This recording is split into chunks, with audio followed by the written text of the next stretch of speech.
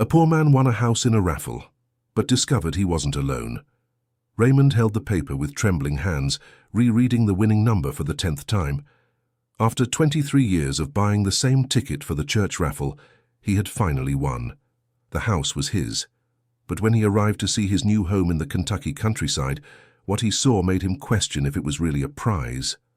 On the red-tiled roof, a gigantic lizard watched him with piercing yellow eyes. "Good Lord," murmured Raymond, taking a few steps back. The animal didn't move. It just kept staring at him as if it were the true owner of that place. Raymond had sold his old bicycle to get money for the bus ticket from Chicago to that little country town. He had nowhere to go back to. "Hey, you, get off of there!" he shouted, clapping his hands. The lizard remained motionless. Raymond picked up a small stone and threw it toward the roof, but missed by yards. His 52 years of carrying heavy loads and working in construction had taken their toll. His arms constantly ached, and his aim wasn't what it used to be. A woman's voice made him turn quickly. "It's no use trying to get him down from there, son. That one is the guardian." An elderly lady with graying hair and a welcoming smile was approaching, carrying a basket of eggs. She wore a simple cotton dress and worn-out sandals, but there was something in her eyes that conveyed wisdom and kindness. "You know this guardian?" asked Raymond, still looking nervously at the roof. "Yes, I do. I'm Mildred. I live in the house next door, and you must be the new owner of Dorothy's house." "Raymond Miller," he introduced himself, taking off his worn-out cap. "I won this house in a raffle, but it seems it already has a resident." Miss Mildred chuckled softly, a comforting sound that reminded Raymond of his own mother, whom he had lost 15 years ago. "Dorothy always said that when she passed, the guardian would look after the house until someone special arrived. It seems that someone is you." "But I can't live in a house with that creature up there." "Why not? He doesn't do any harm. In fact, he protects the house from pests and even brings good luck, according to Dorothy." Raymond looked back at the lizard, which had now changed position and seemed even bigger. It was at least 6 feet long, and its rough skin shone under the afternoon sun. "Did you know the previous owner well?" "Dorothy was my best friend for 40 years. We've lived here since we were young women. She took care of that lizard since it was tiny over 20 years ago." 20 years? That thing lives that long? And it can live much longer. They're special animals. Dorothy always said the guardian was her protector. Dear listener, if you're enjoying the story, please take a moment to like and especially subscribe to the channel. It really helps us who are just starting out. Now continuing. Raymond sighed deeply. He had sold all his few belongings in Chicago, left his construction job, and moved to that little town hoping to start life over. At 52, after 3 failed marriages and a daughter who hadn't spoken to him in 5 years, that house represented his last chance to have a real home. "Miss Mildred, do you think he will accept me here?" "That depends on you, Raymond. Animals sense people's hearts. If you are a good person, he will know. And if he doesn't like me, then you'll have to earn his trust, just like you would with any new neighbor." Raymond laughed for the first time since he had arrived. There was something about that lady's simplicity that put him at ease. He picked up his old backpack and walked toward the house door, keeping an eye on the roof the whole time. The key was exactly where the priest had said, under the 3rd flower pot on the porch. When he opened the door, a smell of mold mixed with lavender filled his nostrils. The house was small but cozy, with well-kept old furniture and crocheted curtains on the windows. In the living room, dozens of photographs showed a smiling lady next to the lizard at different times. In some pictures, the animal was very small, the size of a common gecko. In the more recent ones, it appeared at its current size, always next to the same white-haired woman. "That must be Dorothy," he murmured to himself. Raymond left his backpack on the sofa and went back outside. The guardian was still in the same spot, but now seemed to be watching him with less suspicion. Miss Mildred was still in the next yard, watering the plants. "Miss Mildred, can I ask you a question? Why did Mrs. Dorothy put the house in a church raffle if she loved this place so much?" The woman stopped watering and was silent for a few moments. "Dorothy had no family, Raymond. When she found out she was getting sick, she told me she wanted the house to go to someone who really needed it. She didn't want to sell because she knew a rich buyer might not take good care of the guardian." So she put it in the raffle on purpose. The priest only sold tickets to people who could prove they were in need. Dorothy wanted to be sure that whoever won the house would be someone like her, a simple, hard-working person with a good heart. Raymond felt a tightness in his chest. For years he had felt like a failure, a man who couldn't keep a marriage or a steady job. But Dorothy, without even knowing him, had bet that he could be a trustworthy person. And what happened to her? She passed 3 months ago in her sleep. She said she was sure the guardian would take care of everything until the new resident arrived. Raymond looked at the roof again. The lizard had changed position once more, and now had its head turned directly toward him, as if paying attention to the conversation. "Miss Mildred, do you think he understands what we're saying?" "I'm sure he does." Dorothy always talked to him as if he were a person, and he answered in his own way. "What do you mean, answered?" When she was sad, he would come down from the roof and stay near her. When there was an unwanted visitor, he would appear suddenly and scare the person away. It was as if he knew exactly what she was feeling. Raymond spent the rest of the afternoon arranging his few things around the house, always attentive to the guardian's movements. The animal moved around the roof from time to time, but never left it. When night began to fall, Raymond decided to try to get closer. He took a dish with water and placed it in the yard, under the spot where the lizard usually stayed. Then he sat in the porch chair and waited. He didn't really know what he expected to happen, but he felt he needed to make some effort to establish a peaceful coexistence.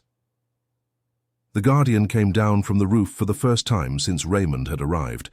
Its claws made a rhythmic sound on the tiles as it moved with surprising agility for an animal of that size.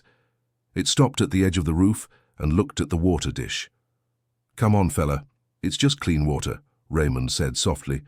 The lizard came down a bit more until it was hanging upside down from the gutter. Its yellow eyes shone in the dim porch light. Raymond held his breath, afraid to make any movement that might scare it. After a few minutes that felt like hours, the guardian came down completely and went to the dish. It drank the water calmly, always keeping one eye on Raymond. When it finished, it went back to the roof by the same path. "First victory," Raymond murmured, smiling for the first time in weeks. Over the following days, a strange but functional routine was established. Raymond would wake up early, change the water in the dish, and prepare his coffee in the small but well-equipped kitchen. The guardian would come down to drink water always at the same time, right after sunrise. Little by little, the two became accustomed to each other's presence. Miss Mildred became a daily companion. She brought fresh eggs from her chickens, vegetables from the garden, and many stories about Dorothy and life in the small town. It was she who said that Dorothy had found the guardian as a baby, hurt after a storm. She cared for him in the kitchen for months, until he got too big. Then he chose the roof as his home and never wanted to leave. Why did she call him the guardian? Because he was really in charge of the house. When Dorothy received some annoying salesman or ill-intentioned person, he would appear suddenly, and the person would run off. Raymond laughed, imagining the scene. Gradually, he began to notice that the guardian really had a personality.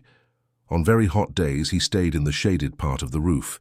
When it rained, he hid under the eaves, and always watched everything that happened around him with impressive attention. It was in the second week that Raymond decided to look for a job in town. There were few opportunities for a man of his age, but he managed to get work in a small mechanic's shop doing general tasks. The pay was low, but enough to buy food and maintain the house. On his first day of work, he left early and left water and some green leaves that Miss Mildred had said the guardian liked. When he returned in the afternoon, he found a surprise. The lizard had come down from the roof and was sunbathing in the backyard. "Well, look at you. Decided to explore your property," said Raymond, keeping a respectful distance. The guardian looked at him for a few seconds and then went back to warming himself in the sun. Raymond interpreted that as a sign that he was being accepted little by little. He prepared his simple dinner and ate on the porch, watching the animal. It was that night that something happened that would completely change the relationship between them. Raymond was woken by a strange noise coming from the backyard. He got out of bed and peeked through the window, but saw nothing. The noise continued, something like wood being dragged. He turned on the porch light and went out to investigate. The guardian was in the middle of the backyard, pushing a piece of wood with his snout toward the house. When he saw Raymond, he stopped and stared at him, as if waiting for some reaction. "What is this, fella?" murmured Raymond, approaching slowly. It was a piece of plank with something handwritten on it. Raymond picked up the wood and brought it closer to the light. The words were worn by time, but it was still possible to read, "For Raymond with love, Dorothy." Raymond felt a shiver run down his spine. How was this possible? Dorothy had died 3 months before he won the house. How could she have known his name? The next day he rushed to ask Miss Mildred about that mysterious wooden plaque. "Oh, Raymond, I was hoping you would find that," she said with a nostalgic smile. "Dorothy made that plaque in the last week of her life." "But how did she know my name? I never met her." "Sit here, my son, I have a story to tell." Miss Mildred served coffee and homemade cookies while she gathered her thoughts. Dorothy wasn't an ordinary person, Raymond. She had a very strong intuition about people. When she decided to put the house in the raffle, she told me she already knew who would win. "What do you mean she knew?" "She said she had dreamed of a middle-aged man, a hard worker, who had been through many hardships in life but had a good heart. A man who would know how to care for the guardian and give love to that house again." Raymond shook his head, disbelieving. "That's impossible, Miss Mildred." "And there's more. She told me the name, Raymond. Said the man would be called Raymond and that he would arrive at the end of the summer." "You must be joking with me." "I'm not, my dear. I even have the letter she left me, explaining everything." Miss Mildred went to an old piece of furniture and returned with a yellowed envelope. Inside, a sheet of paper with the shaky handwriting of an elderly lady. "Mildred, my dear friend, if you are reading this, it is because Raymond has already arrived. Take care of him in the first few days, as you would a son. He will need friendship and guidance. The guardian already knows who he is and will accept him without any problems. The wooden plaque is buried under the mango tree in the back of the yard. The guardian knows where it is and will show it to him at the right time. Raymond is a good man who has been through much suffering, but he will be happy in this house. Thank you for taking care of everything. Dorothy." Raymond read the letter 3 times, his eyes welling up. How could that woman, whom he had never met, know so many things about his life? "Miss Mildred, this is very strange."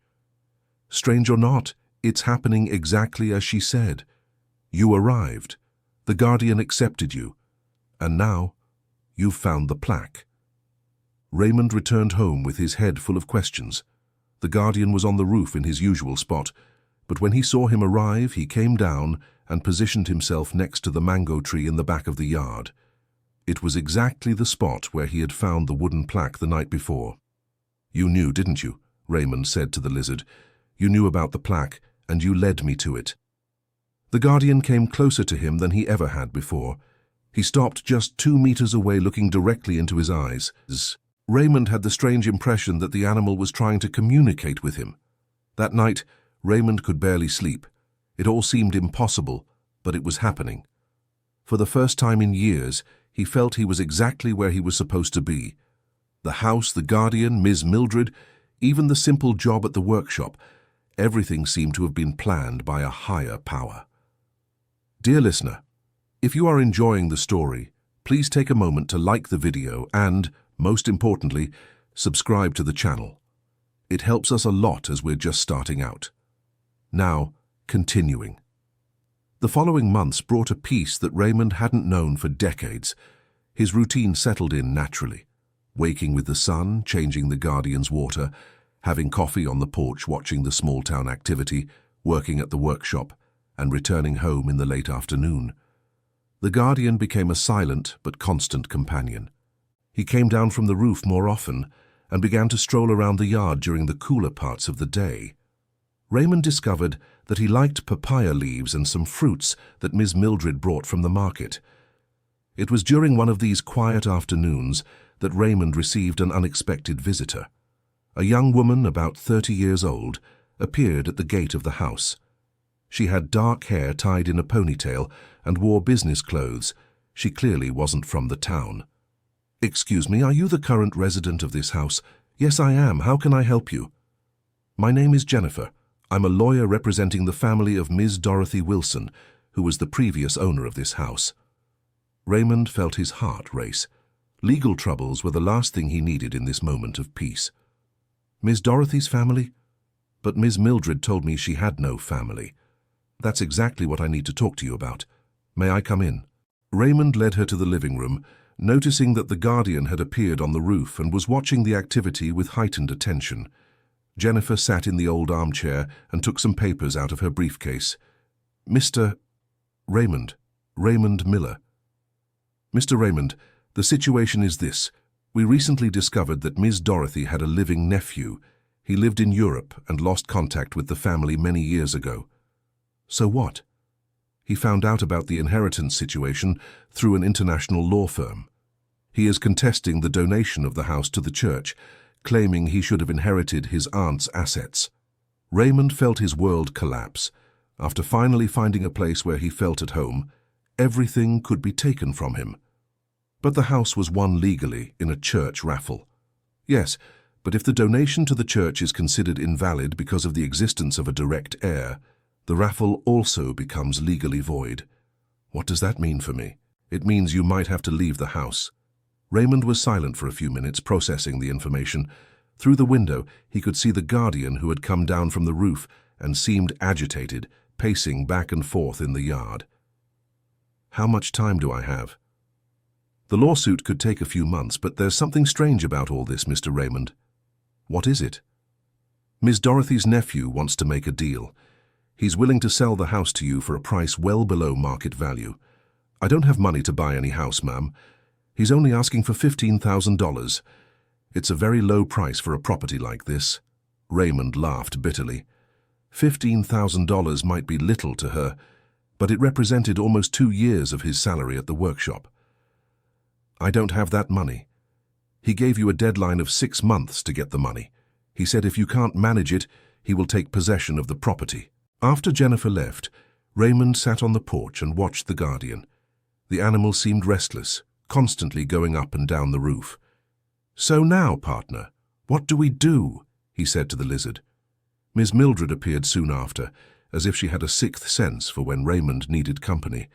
I saw an elegant lady leaving here. Trouble. Raymond told her all about the lawyer's visit. Miss Mildred listened silently, her face growing more and more worried. Raymond, this doesn't make sense. Dorothy always told me she had no living family. But it seems she was mistaken. Or someone is lying, said Miss Mildred with conviction. Dorothy was a very careful person about such things. If she said she had no family, it's because she truly didn't. But how can I prove that? Let's start by investigating on our own. This town is small. Everyone knew Dorothy. If she had a nephew, someone would know. In the following days, Raymond and Miss Mildred became amateur detectives. They talked to the older neighbors, the church priest, the oldest clerk at the records office. Everyone confirmed the same thing. Dorothy always said she was the last of her family. And there's another thing, said old Joe, the town's oldest merchant. Dorothy had 2 brothers, but both died young before having children. It's impossible for her to have a nephew. Miss Mildred and Raymond looked at each other. Something was very wrong with this whole story. We need to find out who this so-called nephew is, said Miss Mildred. That's when Raymond had an idea. Jennifer had left a card with the law firm's number. He called, pretending to be interested in hiring the lawyer's services for another matter, and managed to get some information about the supposed nephew. His name is Edward Wilson. He lives in Boston and says he lost contact with his American family 20 years ago, he told Miss Mildred. Edward Wilson. That name doesn't sound unfamiliar to me, murmured the lady thoughtfully. You know him? I'm not sure. Let me think. That night, Miss Mildred appeared at Raymond's house with a triumphant expression on her face. I remembered Edward Wilson isn't Dorothy's nephew. What do you mean? He's the son of Albert Wilson, who was married to Dorothy's cousin, but they got divorced when Edward was a child, and he went to live with his mother in Europe. Technically, he's not even related to Dorothy. Raymond felt a mix of relief and anger. Someone was trying to pull a fast one on him, taking advantage of his simple nature. But how do we prove this? The county clerk's office should have the old marriage and divorce records, and the church also has the baptism and marriage records for the entire Wilson family.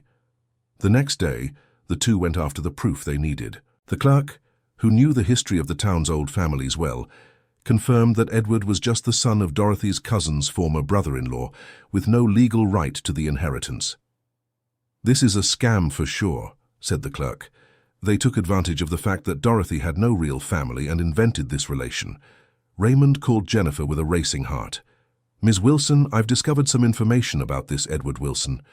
"What kind of information?" "He's not Dorothy's nephew. In fact, he's not even a close relative. I have the documents here that prove it." There was silence on the other end of the line. "Mr. Raymond, I think it's best we talk in person. Can I come there tomorrow?" "Yes, you can." Raymond hung up with a strange feeling. Something in Jennifer's tone of voice had changed.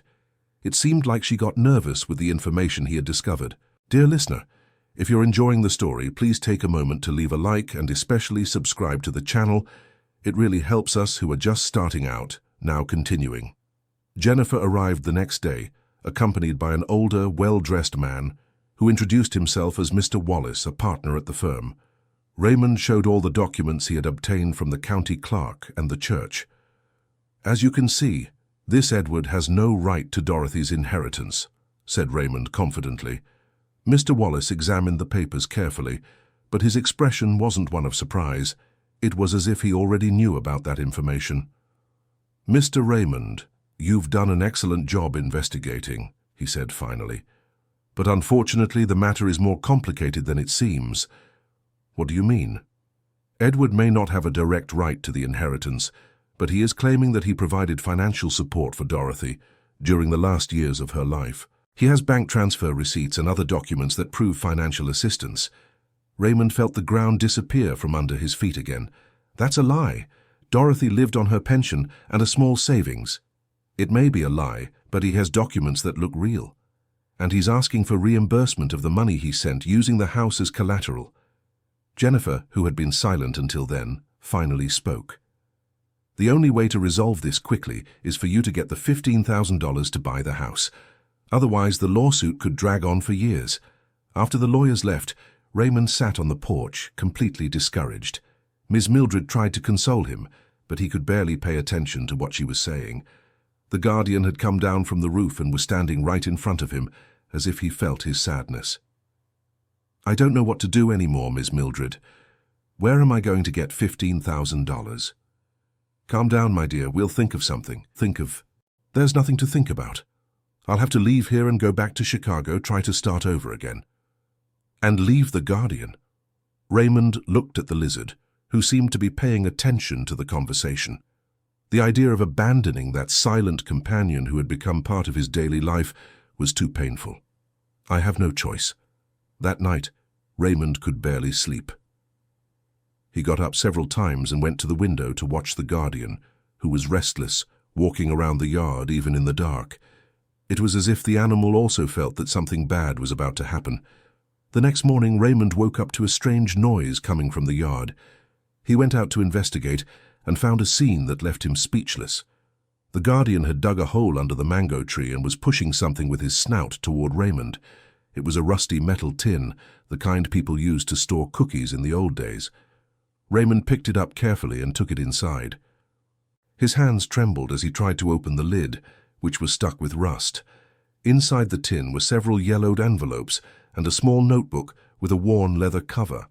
Raymond opened the first envelope and found money, old bills, but still valid, carefully wrapped in tissue paper. He opened envelope after envelope, always finding money. When he finished counting, there was exactly $16,500, more than enough to buy the house. The leather notebook contained Dorothy's shaky handwriting. "For Raymond, who I know will come to this house when the time is right. This money is my life savings. I saved every penny left over from my pension for 20 years. I always knew that one day someone special would need it. The guardian knows where it was hidden and will show you when it's necessary. Use this money to make sure the house continues to be a home full of love. Take good care of my dear guardian. Dorothy." Raymond sat on the living room floor and cried as he hadn't cried in years, tears of relief, gratitude, and an emotion he couldn't name. It was as if Dorothy was still taking care of him, even after she was gone. He ran to Miss Mildred's house to tell her about the discovery. "I knew it," she said, clapping her hands. Dorothy was always a prepared woman.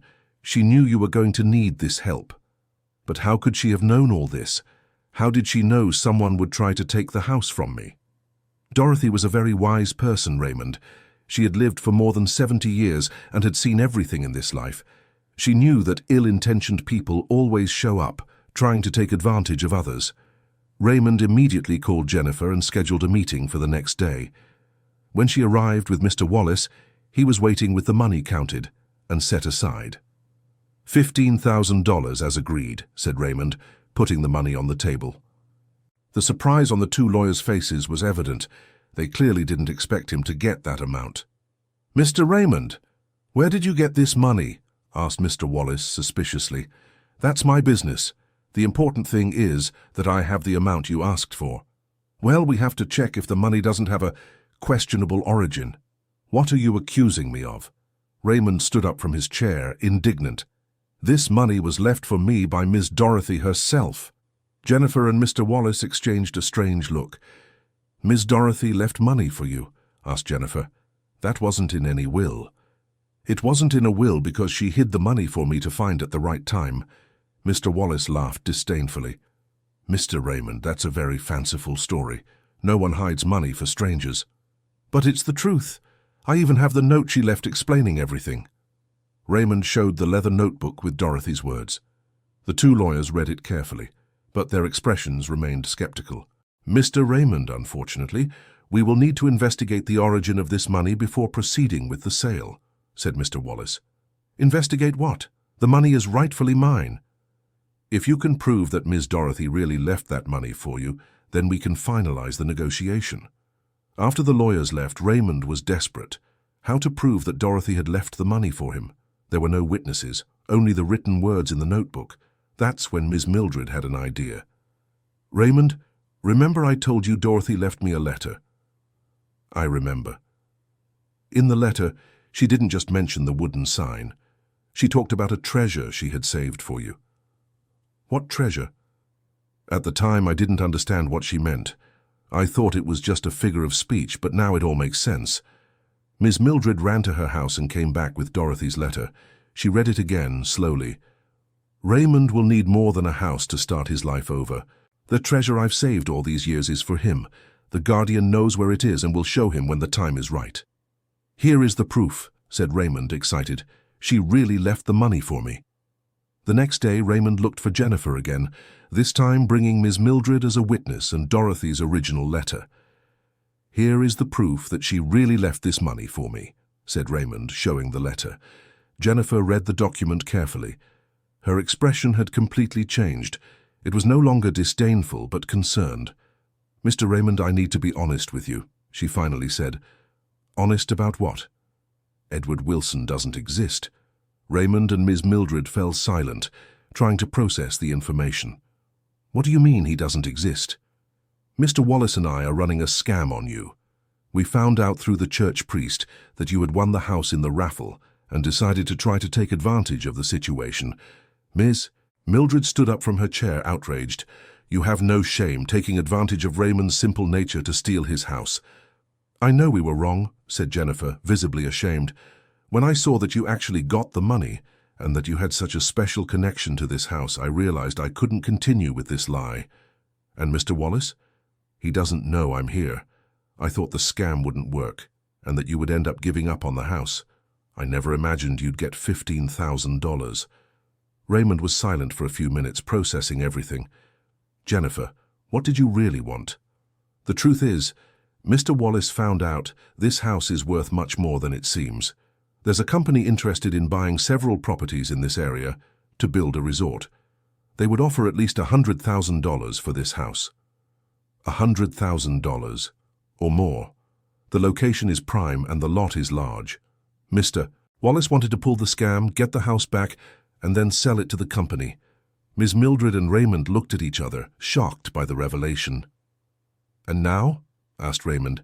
"Now I'll leave and never come back here. You don't need to worry about any lawsuit. The house is rightfully yours, won legally in the raffle. And Mr. Wallace? I'll make up some excuse for him, that you couldn't afford to pay or something." Jennifer got up to leave, but Raymond called her back. "Jennifer, wait a minute. What is it? Thank you for telling me the truth. I'm the one who should apologize for what we did. You didn't deserve to go through this. After Jennifer left, Raymond and Miss Mildred stayed in the backyard, talking about everything that had happened. The guardian was on the roof, watching the activity as he always did. You know something, Miss Mildred? Even knowing the house is worth $100,000, I wouldn't sell it to that company. Why? Because here I found something that's priceless. Peace, friendship, and a purpose in life. And the guardian, added Miss Mildred. Don't forget him. Raymond looked at the lizard, which at that moment came down from the roof and moved toward them. For the first time since he had arrived at that house, the animal came close enough for Raymond to touch it. Thank you, partner, said Raymond, gently stroking the guardian's back. Without you, I never would have found Dorothy's treasure. In the months that followed, Raymond's life was completely transformed. He used part of the leftover money to renovate the house, making it even cozier. He installed a water fountain in the backyard for the guardian and planted a garden with the plants the animal liked most. His relationship with the lizard evolved from a respectful coexistence to a true friendship. The guardian began to follow Raymond around the house, always keeping a comfortable distance but clearly interested in everything he did. Miss Mildred became not just a dear neighbor, but the family Raymond had never had. She cooked for him on weekends, and he took care of small repairs around her house. It was a loving exchange that filled the loneliness for both of them. The news about the lawyer's scheme spread through the small town, and Raymond earned the respect and admiration of all the residents. He was seen as the simple man who had faced educated and greedy people and come out victorious. It was during one of those quiet afternoons that Raymond received a call that would change his life once again. "Dad, it's Amanda." Raymond nearly dropped the phone. It had been over 5 years since he had spoken to his daughter, since their last argument about his third failed marriage. "Amanda, how did you get my number? I looked for you in Chicago and your old neighbors told me you had moved to the country. I got your number from the local church priest. What's wrong? Is everything okay?" "Yes, Dad. Actually, I need to apologize to you." Raymond felt a lump in his throat. "Apologize for what, sweetheart?" "For being so hard on you all these years. I know you always did your best, even when things didn't work out." "Amanda, let me finish, Dad. I'm going through a difficult divorce, and it's made me think a lot about family, about forgiveness, about the people who really matter in our lives." Raymond sat down in his porch chair, moved. The guardian had come down from the roof and was nearby, as if sensing the importance of the moment. "How are my grandchildren?" "They're fine. Tyler is 17 now and Emma is 15. They ask about you sometimes." "They really do?"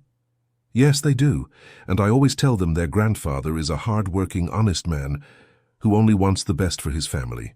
"Amanda, you don't know how important it is for me to hear that." "Dad, can I visit you?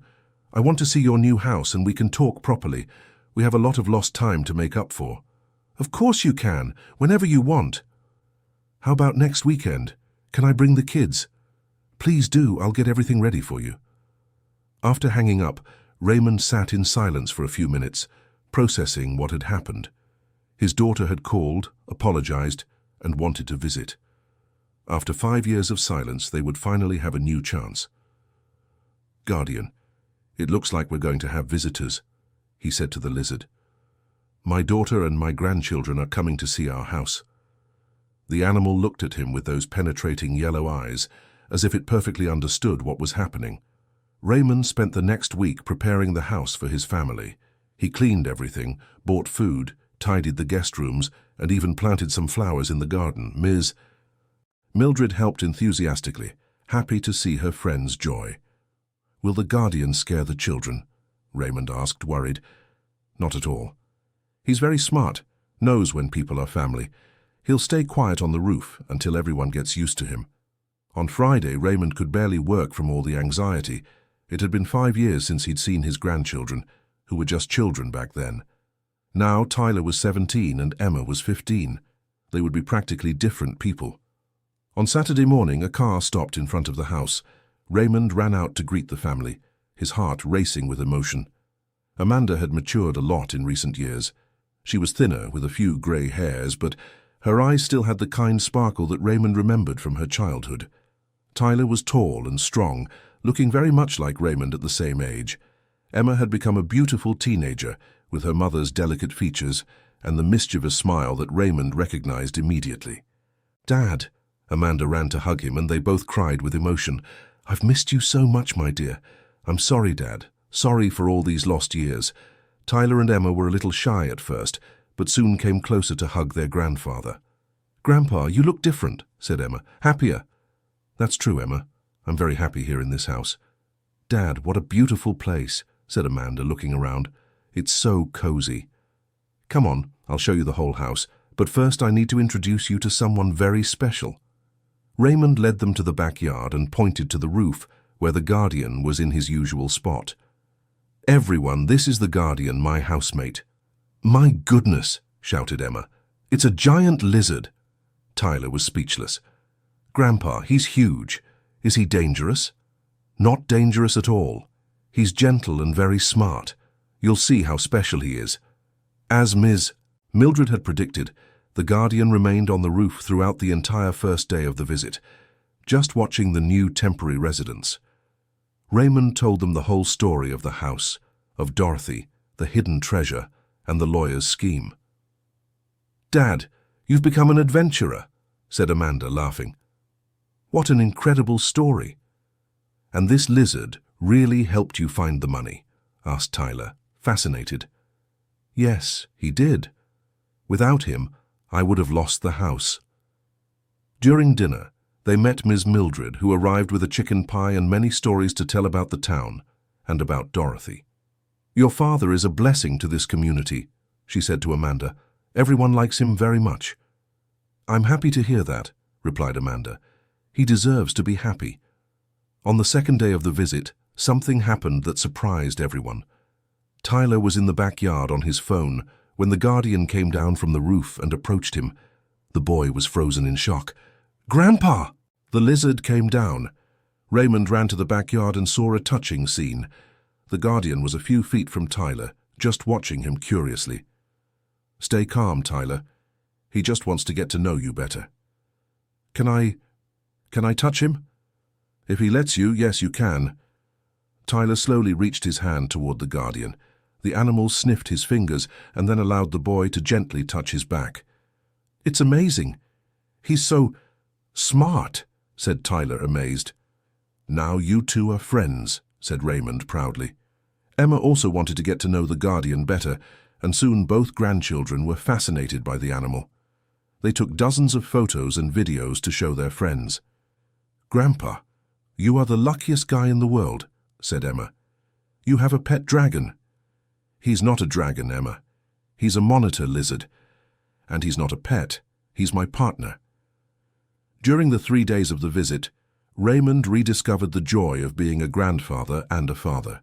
Amanda and he talked for long hours about the past, about the mistakes they had both made, and about plans for the future. "Dad, I want you to know that I've always loved you, even when I was angry with you," said Amanda on the last night. "I love you too, honey, and thank you for giving me a second chance. Actually, you're the one giving the second chance. I know I wasn't an easy daughter. You were a perfect daughter, Amanda. I was the one who didn't know how to be the father you deserved. But now you are the grandfather my children deserve, and that's what matters." When it was time to say goodbye, everyone was emotional. Tyler and Emma made Raymond promise they could come back during their school break. "Grandpa, I'm going to miss the guardian," said Emma, waving to the lizard on the roof. "He's going to miss you too," replied Raymond. Amanda was the last to say goodbye. "Dad, I've never seen you so content. This house, this place helped you find yourself." "It's true, honey. Here I discovered who I really am." "I love you, Dad."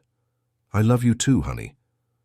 After the car disappeared down the road, Raymond sat on the porch with a feeling of wholeness he had never experienced before.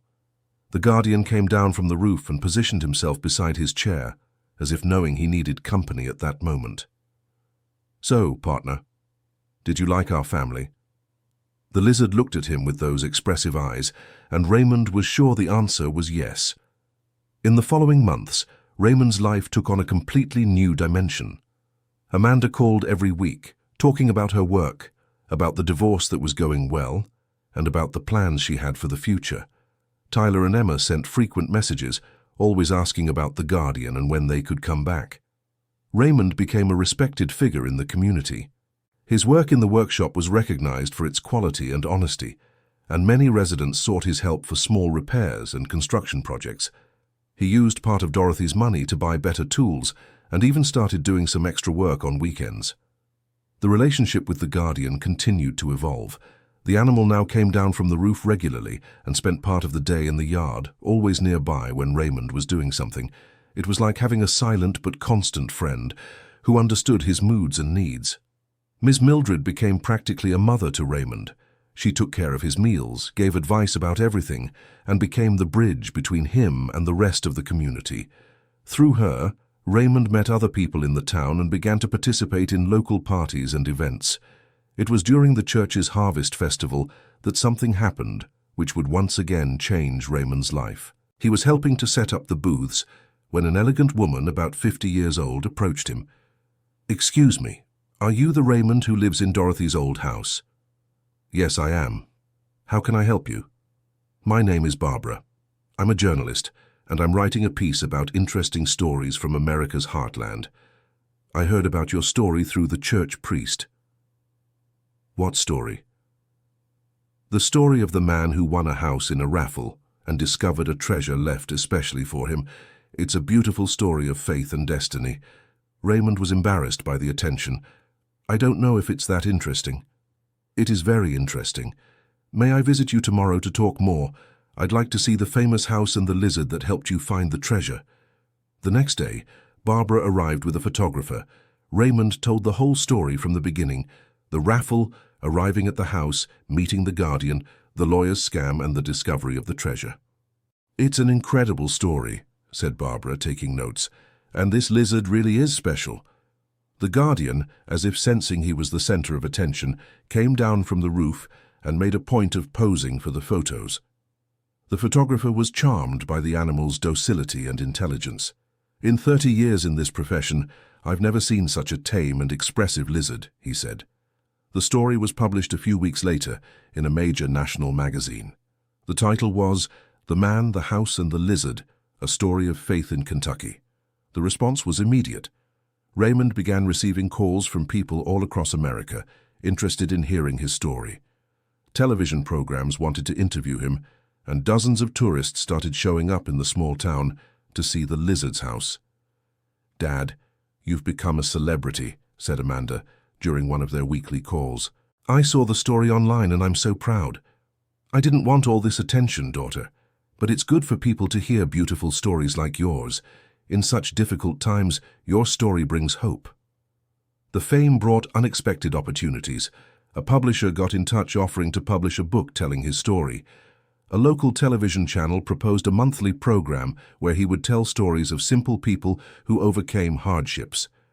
"What do you think, Guardian? Should we accept these offers?" Raymond asked the lizard during one of their daily chats. The animal looked at him with those penetrating eyes, and Raymond got the impression that he was approving the opportunities. He decided to accept only the proposals that would allow him to continue living in his beloved home. The book would be written through interviews over the phone and internet. The television program would be filmed right in the town, turning the area into a small production center. The first filming of the program Heartland Stories, hosted by Raymond, was a success. He told the story of Ms. Mildred, who had raised 7 children alone after her husband abandoned her and now had 15 grandchildren spread across America. "Ms. Mildred's life is an example of strength and determination," Raymond told the cameras. "She taught me that happiness doesn't depend on what we have, but on the love we give and receive." The program quickly gained an audience. People identified with the simple yet profound stories that Raymond told, always with the Guardian appearing in the background of the footage, observing everything with his striking presence. 6 months after the first filming, Raymond received a call that moved him deeply. "Raymond, it's Jennifer." "Jennifer? The lawyer?" "Former lawyer. I saw your program on television and wanted to congratulate you." "Thank you." I want you to know that your example made me rethink my life. I left Mr. Wallace's firm and went back to working with public interest law, helping people in need. That's wonderful, Jennifer. Raymond, can I ask you a favor? Of course. I'd like to be on your program to publicly apologize for what we did to you and to tell how your story inspired me to change my life. It would be an honor to have you here. The program with Jennifer was one of the most emotional of the season. She talked about the scam she had tried to pull and how Raymond's dignity and forgiveness had transformed her outlook on life. Raymond taught me that there are genuinely good people in this world, Jennifer told the cameras with tears in her eyes, and that doing good is far more rewarding than any financial gain. Raymond hugged her at the end of the filming. Thank you for having the courage to tell me the truth that day, he said. If it weren't for that, I might have lost my house. And I might have lost my soul, she replied. 2 years after Raymond arrived in that small town, his life had completely transformed. From a lonely, hopeless man, he had become a symbol of resilience and kindness. His relationship with his daughter and grandchildren was stronger than ever, with regular visits and constant communication. The Guardian had become a local celebrity, appearing on the town's postcards and being visited by tourists from all over the country. But for Raymond, he remained just his faithful companion, the silent friend who had arrived in his life along with the dream house. Ms. Mildred, at 75, had become the most beloved supporting character on the television show. Her stories and wisdom had won her fans all across America, and she received letters from people asking for advice on the most varied subjects. Raymond, who would have thought that at our age we'd become famous, she said one afternoon on the porch. Not famous, Ms. Mildred, just people who were lucky enough to have their stories known. And you still think it was luck winning that raffle? Raymond looked at the Guardian, who was sunbathing in the yard, and then at the house that had become his true home. No, Ms. Mildred. Now I know it was destiny. Dorothy knew exactly what she was doing when she put this house in that raffle. And what was she doing? She was bringing together people who needed each other. I needed a home. You needed company. The Guardian needed someone to care for him, and my family needed a reason to come together again. Dorothy was always very wise. She certainly was, and I'm sure she's happy seeing what happened to her house. That night, Raymond sat on the porch as he did every night before bed. The Guardian came down from the roof and positioned himself beside the chair, a ritual they had developed over the years. Thank you, partner, said Raymond, gently stroking the lizard's head, for showing me where the treasure was, for accepting me in this house, for being my friend.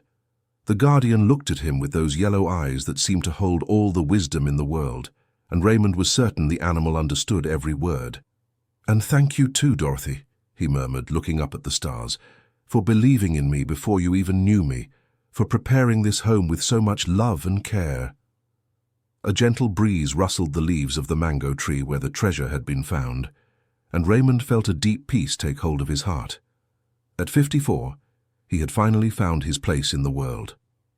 End of story. Now tell me what you thought of this story of overcoming and second chances. Do you believe that destiny sometimes prepares special paths for those who need a new opportunity? And what did you think of the friendship between Raymond and the Guardian? Leave your opinions in the comments with sincere words. Do you think Dorothy really knew that Raymond would come? We would love to read your reflections. Thank you so much for joining us on another emotional journey. Don't forget to leave a like and, most importantly, subscribe to the channel so you don't miss other touching stories like this one.